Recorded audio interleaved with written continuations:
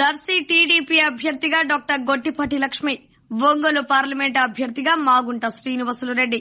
Telugu Desam party అధిష్టానం ప్రకటన.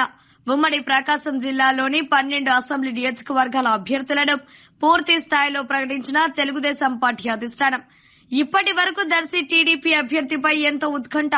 ఆ ఉత్కంఠకు తెరతీస్తూ తెలుగుదేశం పార్టీ జాతీయ అధ్యక్షులు, రాష్ట మాజీ ముఖ్యమంత్రి నారా చంద్రబాబు నాయుడు దర్శి అభ్యర్థిని ప్రకటించారు. తెలుగుదేశం పార్టీ సీనియర్ నేత దివంగత గొట్టిపాటి నర్సయ్య కూతురు డాక్టర్ గొట్టిపాటి లక్ష్మి పేరును ప్రకటించారు.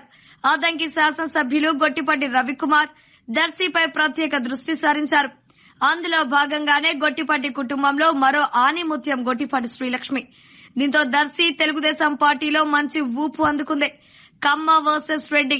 దర్శిలో గెలుపు ఎవరిది? దర్శి అంటేనే టీడీపీ అడ్డా. దర్శిలో టీడీపీ జెండా రెపరెపలాడే విధంగా తెలుగు తమ్ముళ్లు సిద్దమయ్యారు.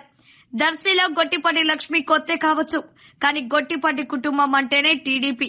టీడీపీ అంటేనే గొట్టిపాటి కుటుంబం. ఇక దర్శిలో దంపుడే దంపుడు. వైసీపీకి చుక్కలు చూపిస్తామంటున్న టీడీపీ నేతలు.